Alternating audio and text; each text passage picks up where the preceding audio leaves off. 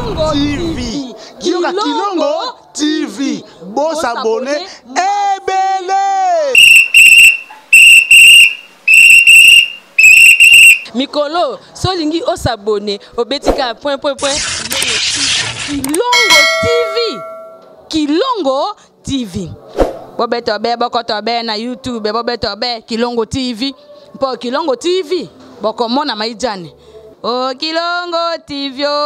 Kilongo TV. Sene moko ebotami. Kilongo TV. Bokomona makambo ya minene. Po yasa akabaviko le kabatunyoso. Kilongo TV.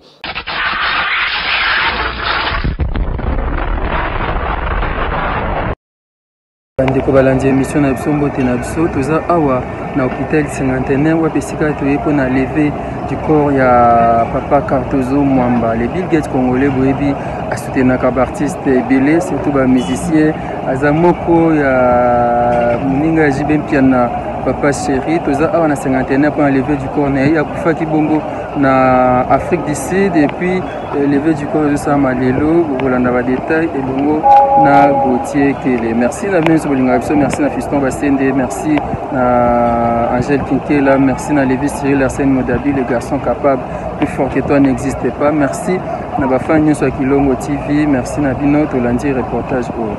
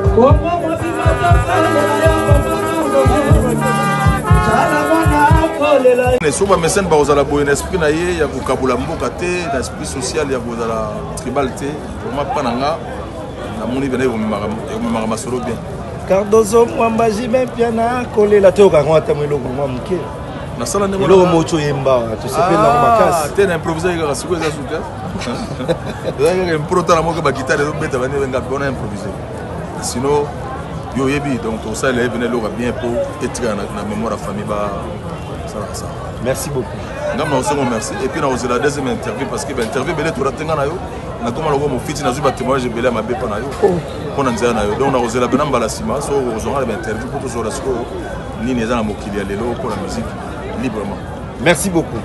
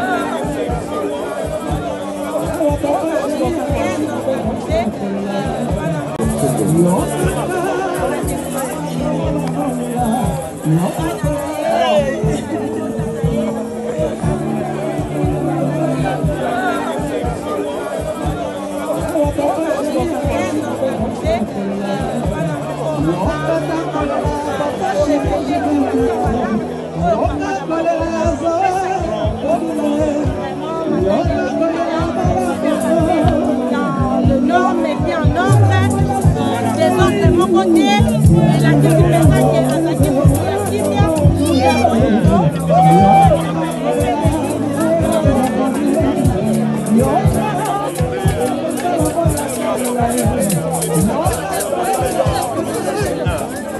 Il y a une délégation à plus de 60 personnes à Bercy. Il y a la bête à Bercy, le patron de la Bercy, la bête en 2001. Ça fait 20 ans passés.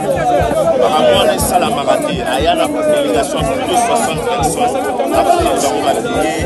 Et puis, il y a Martina Podium. Il y a des policiers français. Donc, c'est énorme. Apparemment, la salle est déléguée belée. Je ne fais pas de nuance. Voilà, merci pas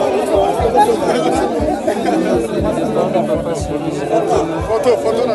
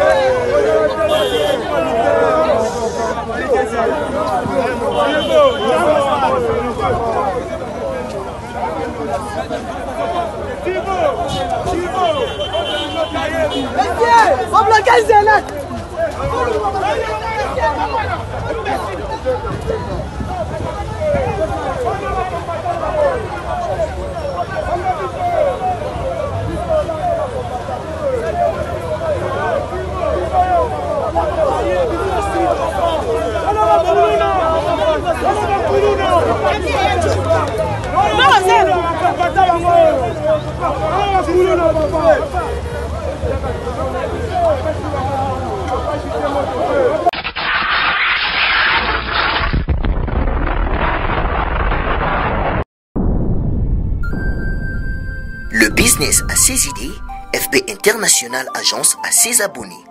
Le fret Europe, RDC, a retrouvé son identité. Pour l'envoi de vos colis, bagages, véhicules et autres, courrier express à destination Kinshasa RDC, une seule agence, FB International. FB Business, Maringa 72. Maringa 72, c'est là où j'explique. Alors, Maringa 72, FB International. Na Kasavubu, elle dit que c'est na Kasavubu. Ça va sauter na Kasavubu na Maringa wana. La sécurité de vos bagages sont assurées en un voyage rapide et à bon port, quelle que soit la quantité. Du déposage jusqu'à l'entreposage, FB International assure comme jamais. Alors jamais. Nous organisons des frettes aériennes et maritimes. Awana FB International Business. Biloko et Komaka, Peto Zouaka. Peto Zouaka. Pour plus de contacts, International. FB International. Souka. FB International. Danger. FB International. Dégâts. FB International. Masolo. Balobi kunande masolo ya kati. Mosusu olela. Mais FB International yango ni masolo.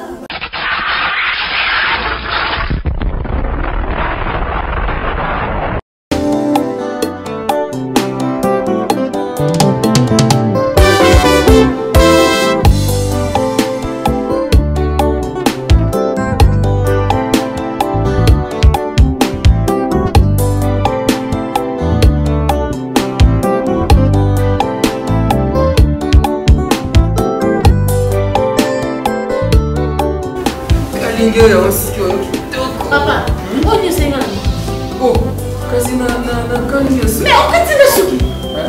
Papa, on va continuer suki. Oh, Papa, continue suki. c'est na défi. On continue suki. On va comme si on avait papa. On continue suki. On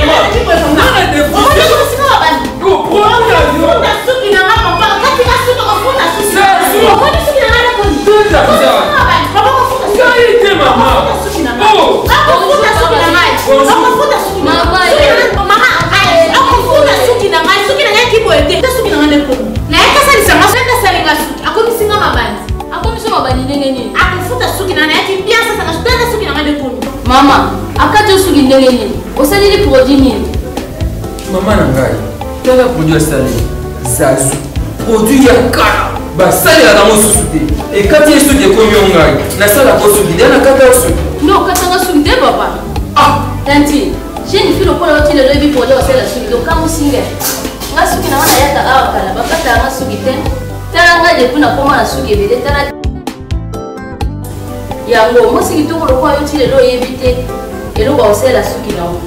Pour les cheveux brillants et pleins de santé que vous aimez, faites confiance à la gamme Edith Marquis Beauty. Edith Marquis Beauty, produit 100% naturel pour satisfaire toutes les femmes, les enfants, mais aussi les hommes. Batata Mabandi. Solichez Zouami. Avec la marque internationale Edith Marquis Beauty, vous y trouverez aussi la pommade, shampoing, huile miracle et l'après-shampoing pour la réparation et les traitements de vos cheveux. Utilisez la marque Edith Marquis Beauty pour bénéficier de ces 3 actions. Alors, ne posez pas de questions pour savoir où se vend le produit Edith Marquis Beauty, puisque c'est une marque internationale. Il vous suffit tout simplement d'appeler au numéro Sokobengi Osamo Bimba. Edith Marquis Beauty, la protection et la garantie de nos cheveux. Edith Marquis Beauty, solution à la suki na biso.